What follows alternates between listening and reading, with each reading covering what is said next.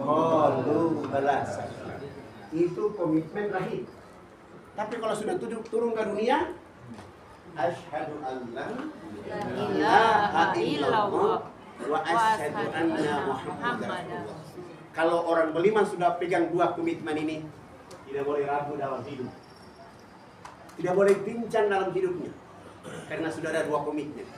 Ditambah penegasan inna sholati wa nusuki wa mahyaya wa mamati lillahi rabbil alamin.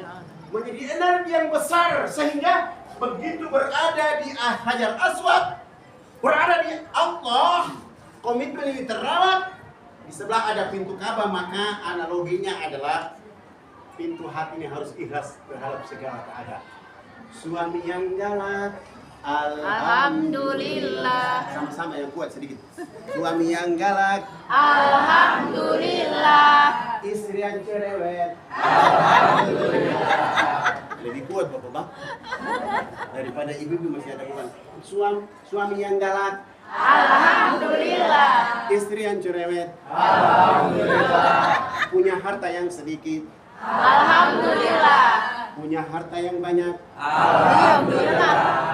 Punya kebaikan yang banyak, alhamdulillah. Punya istri yang 4, tak boleh itu. Tak boleh itu. Ikhlas berlapang-lapang atas segala keadaan itu. Karena rata-rata orang Indonesia, orang Islam Indonesia, sholatnya terganggu. Kenapa terganggu? Karena perkara yang tidak utama itu. Makan, minum, rumah, pakaian. Jadi begitu dia berdiri di masjid, Allahu Akbar. Sang suami, orang lain lagi asik baca iftitah, dia justru, ya Allah, kenapa perempuan cerewet jadi istri? Allahu Akbar, sudah tertutup kerudung gitu. Ya Allah, kenapa suamiku galak begitu? Allahu Akbar. SPP anak belum bayar. Allahu Akbar. Sebentar lagi cicilan mobil belum lunas juga. Allahu Akbar. Listrik mau dikasih putus PLN. Allahu Akbar. Hidup ini susah begini ya Allah. Tidak boleh. Kenapa? Hidup sama Allah pemberi rizki. Hidup sama Allah maha kaya. Hidup sama Allah pemberi kekayaan. Maka jadikan hidup itu menjadi ikhlas. Surat 98 ayat 5. Wa ma umiru illa liya'budullaha mukhlishina lahu-d-din hunafa'a wa yuqimus sholata wa yutuz zakat wa dzalika dinul qayyimah. Suami yang galak, lepaskan ciuman yang ikhlas pipi kanannya. Suami yang galak, buatlah air minum yang putih dingin, lepaskan ciuman di sebelah kiri. Ketulusan itu mendorong datangnya keberkahan untuk dirimu. Jangan kau menangis dalam kamar, apalagi kau maki anak-anak kecil, gara-gara bapakmu sampai saya begini. Hasilnya adalah rezeki yang sudah ada di muka pintu pergi untuk orang lain, atau ditunda untuk orang lain, atau ditunda waktu tertentu yang harusnya didapat, tapi karena setan menemani ibu dalam hidup, maka yang terjadi adalah dibawa pergi itu rezeki. Tidak boleh kepada orang-orang yang seperti itu dalam hidup. Jadi hidup itu simpel. Mulai dari Hajar Aswad, berhenti di Hajar Aswad. Pintu Ka'bah itu lambang berlapang-lapang dalam hidup kita. Kalau belum berlapang-lapang, di depan ada makom Ibrahim. Tanya pada diri, sudah layak saya menjadi hamba Allah? Sudah layak saya menjadi umat Muhammad? Sudah layak saya menjadi istri buat suami dan anak-anak? Sudah layak saya menjadi suami buat istri dan anak-anak? Sudah layak saya menjadi istri buat suami dan anak-anak? Rubah. Kalau belum, ada sudut ilahi, renungan kecil, motivasi diri, datang ke majelis ta'lim, rubah keadaan hidup dengan baik. Kenapa perlu merubah ini? Nanti melintasi Hijri Ismail. English merit artinya saya mau dekat dengan Allah. Kenapa dekat dengan Allah? Ada sudut samsi. Allah punya cahaya, rahmat, keberkahan, panjang umur, ridho, rizki, segala macam. Sebelum berhenti di Hajar Aswad, jaga diri kita menjadi orang-orang yamani dalam hidup. Saya tanya bapak-bapak, yamani dalam hidup, dalam surat Waqiah ayat berapa? Atau disebutkan dalam surat Waqiah, yamani itu apa? Saya tanya ibu-ibu yang punya pengajian, yamani dalam surat Waqiah disebut kelompok apa? Golongan orang-orang kanan. Golongan apa? Al-Quran menyebutnya apa? Golongan apa?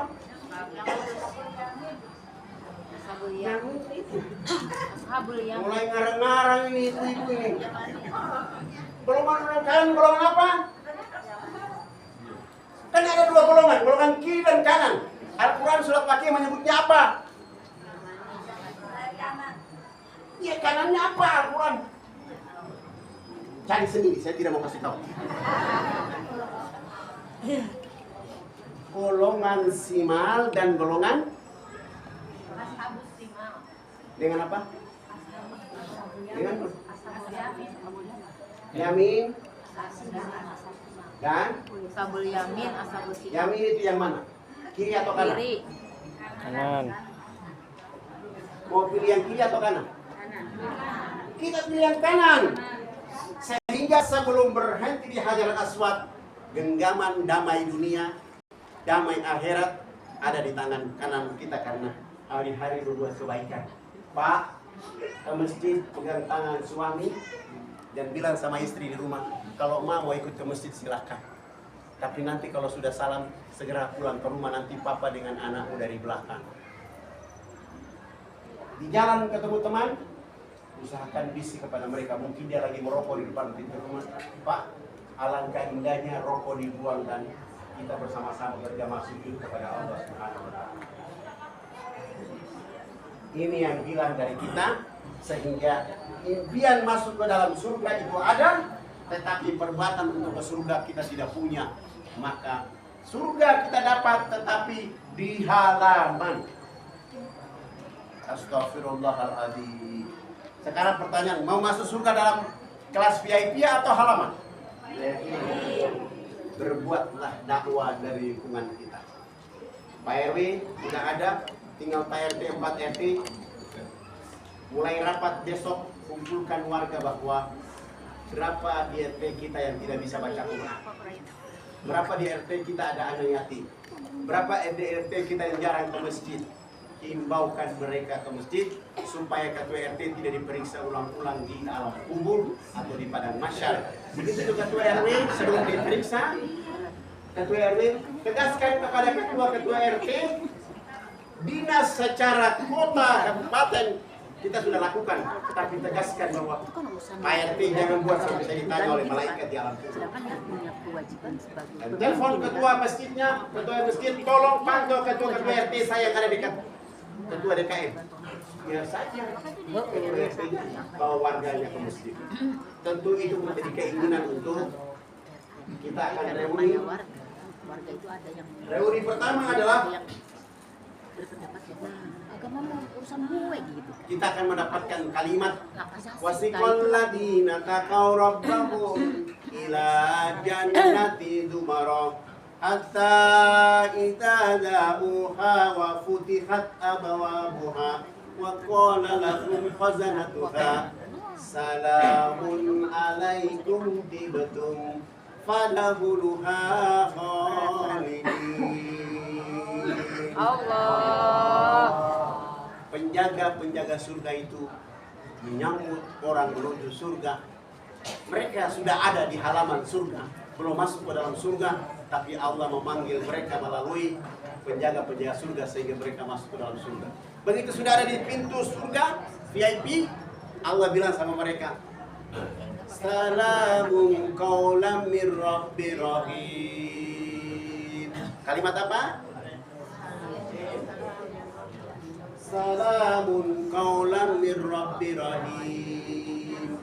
Allah sendiri mewisuda, melantik, menetapkan orang-orang yang masuk ke dalam surga.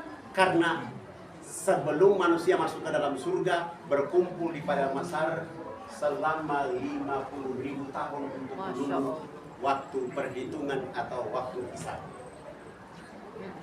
Dan apa yang terjadi ketika di padang mahsyar?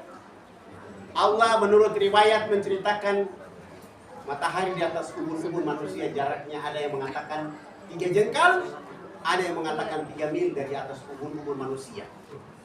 Di padang mahsyar itu ada orang yang keringatnya dari kaki sampai batas telinganya, sampai telinganya.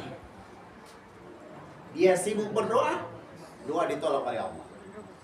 Karena waktu di dunia dia tidak pernah ke masjid, maka di saat dia berdoa di padang mahsyar ditolak. Waktu di dunia dia tidak membuat penyegaran pada hidupnya, maka pada saat di padang mahsyar dia kehausan dan dia sibuk berdoa, doa tidak dikasih oleh Allah, Allah tidak kasih air, sehingga lidah mereka menjular keluar seperti binatang kehausan di atas muka bumi.